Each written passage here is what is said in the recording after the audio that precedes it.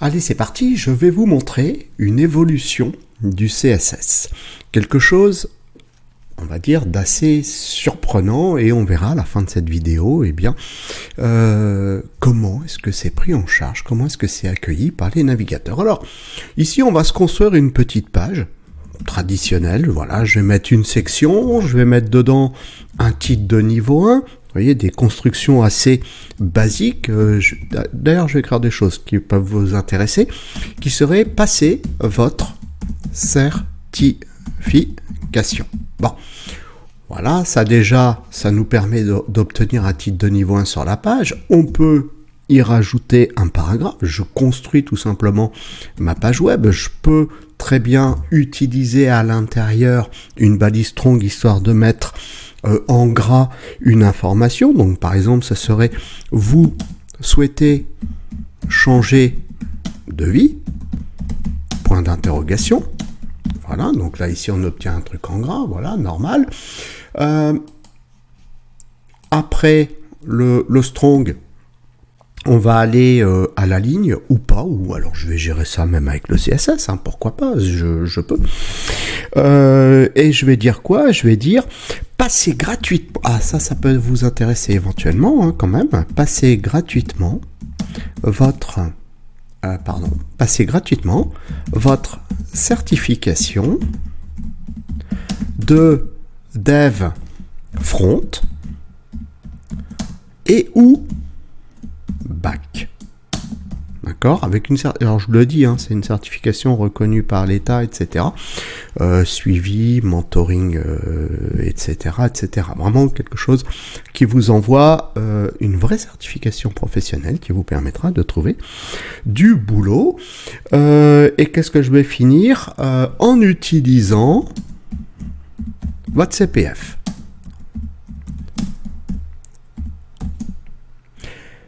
Je mets un break et je vais dire plus d'infos. Et pour plus d'infos, on va l'enfermer dans une paire de balises A. On va faire juste un lien, comme ça si ça vous intéresse. Le lien c'est https://www.carlbrison.fr, ça c'est mon site. Et je vais rajouter alors le hashtag parcours, comme ça vous arrivez directement dessus. Voilà, si vous tapez ça dans Google, vous devriez réussir à trouver quelque chose. Tiens, d'ailleurs, si je le fais, hop, pour vous montrer, hein, voilà, ici, vous avez les certifications back et les certifications front. Bon, je fais la promotion. Alors maintenant, ce qui va nous intéresser, c'est cette nouvelle manipulation du CSS. Donc là, on va se rendre sur notre fichier CSS, il est relié, hein, d'accord? On va se rendre dessus et on va donner une couleur de fond. Donc du coup, le sélecteur que je vais récupérer, logiquement, ça serait le body. Et on va lui dire background color et on va lui donner un ECF0F1. Voilà, CTRL S, ça marche, ça a changé de couleur. Je peux même appliquer une font family. Voilà, et puis à ce moment-là, on va lui dire courrier. Est-ce que ça fonctionne? Oui, voilà, oui, ça fonctionne. C'est parfait. Bon, je vais mettre un Alt Z ici, voilà, pour revenir à la ligne.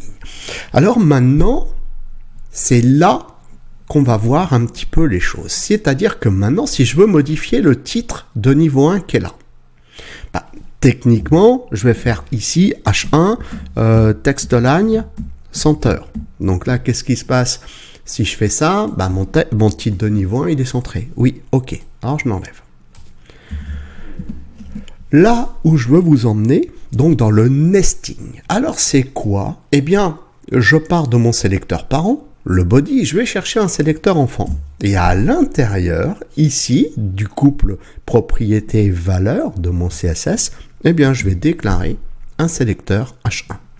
Donc là, directement, je vais récupérer le sélecteur enfant de body, voyez. Et ici, qu'est-ce que je vais faire? Je vais dire texte line center. Je vais faire CTRL S et qu'est-ce qui se passe? Ça marche. Ah. Alors, on va aller plus loin.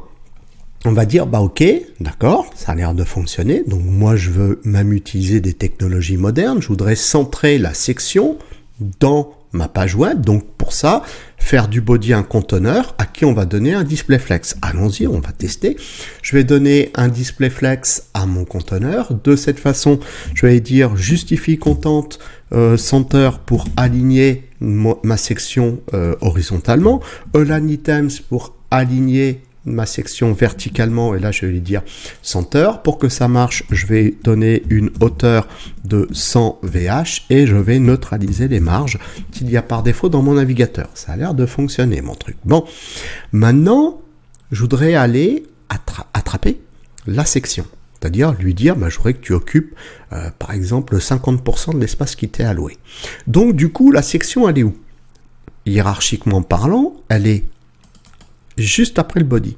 Par contre, le H1, il est dans la section. Alors, on y va. Donc là, ici, je vais aller chercher ma section. Donc, du coup, mon sélecteur section. Et là, je vais lui donner une largeur, je ne sais plus si j'ai dit 50%, donc je vais dire 50%. Et là, automatiquement, ma section, elle fait 50%. Alors, je peux lui donner un background color, je peux le mettre en blanc, voilà. Et puis, un padding de 10, voilà, histoire que ça respire un peu. Je peux lui donner un border radius de 5 px, voilà. Donc, en fait, je peux manipuler complètement ma section comme j'en ai envie, d'accord? Mon titre de niveau 1, techniquement, donc ça fonctionne, d'accord, il est toujours centré, il n'y a pas de problème, d'accord, mon titre de niveau 1 est enfant de body, mais si je veux dire, ok, ce que je veux moi, c'est conserver la hiérarchie de mon HTML, et on verra après pourquoi tout à l'heure, je peux prendre mon titre de niveau 1 et le glisser à l'intérieur ici de ma section. Vous voyez que là, ici, tac, tac, j'ai des ramifications qui se font. Alors du coup, mon paragraphe qui est dans ma section, lui aussi, je peux le manipuler. Donc là, je vais chercher mon sélecteur P et je vais lui dire, par exemple, je voudrais que la couleur du paragraphe soit bleu. Bon. CTRL S, est-ce que ça marche? Oui, ça marche. C'est parfait. Alors, si je veux aller plus loin et que dans ma mise en page, j'ai un autre paragraphe, là, je vais lui mettre juste un texte latin parce que là je me fiche de ce qu'il y a dedans. Bon, il est là. Alors évidemment ici j'étais en display flex, donc il se retrouve.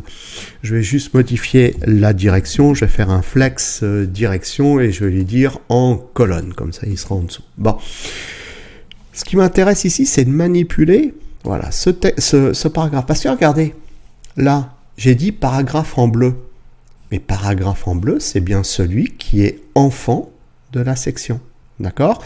Si j'avais dit paragraphe en bleu, ici, donc là, je suis enfant de body. CTRL S.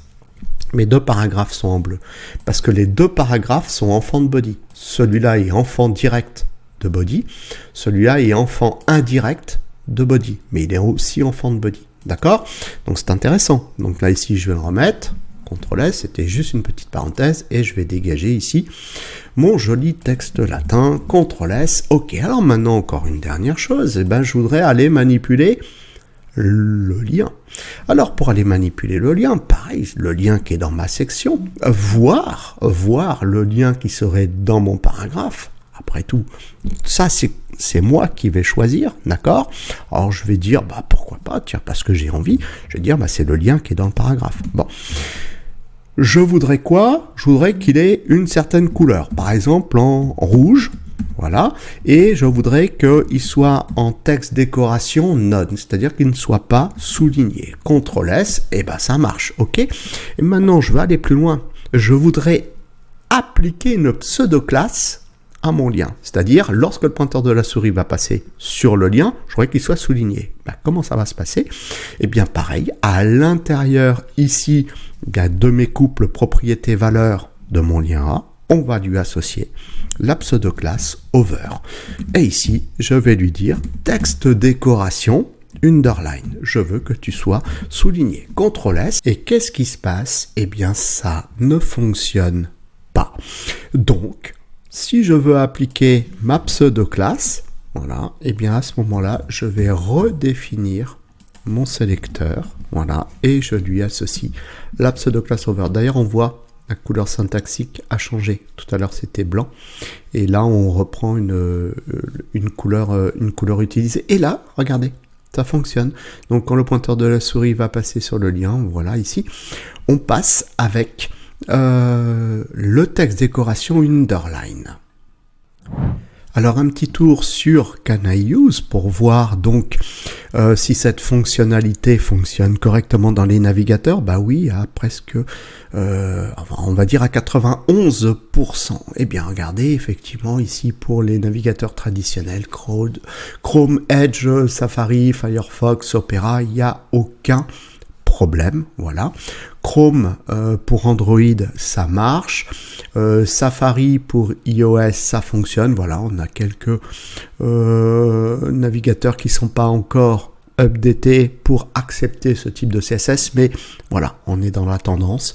Donc voilà une petite découverte que je voulais vous faire découvrir.